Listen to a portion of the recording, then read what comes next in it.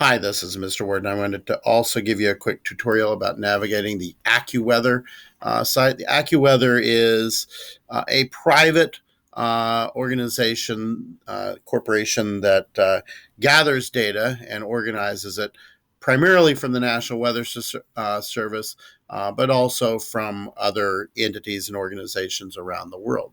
So, a quick way to do a search is you can click here in the search and select a place. So I'm going to select Rio de Janeiro. So Rio de Janeiro, and it brings me this Rio de Janeiro in Brazil, and I'll click on that. And it's going to bring me to a forecast. It's going to be covered with ads because it's a private organization. Um, and here we are. So we don't have a lot of information yet. So let's take a look at what it tells us. So today's high is going to be 87 degrees Fahrenheit, and low is 74 degrees Fahrenheit.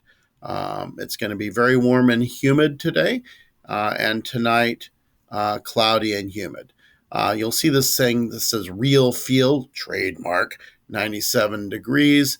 Well, that's some sort of measure of how the humidity is affecting how the temperature is felt, and we'll be exploring that sort of thing later on.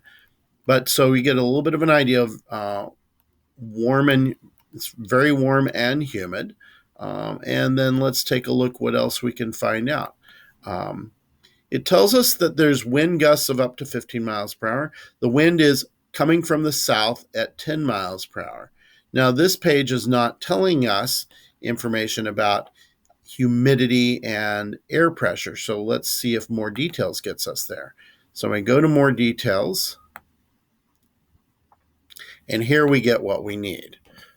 So we have, again, wind south from the south, 10 miles per hour, 29.97 inches. That side by side means it's staying about the same.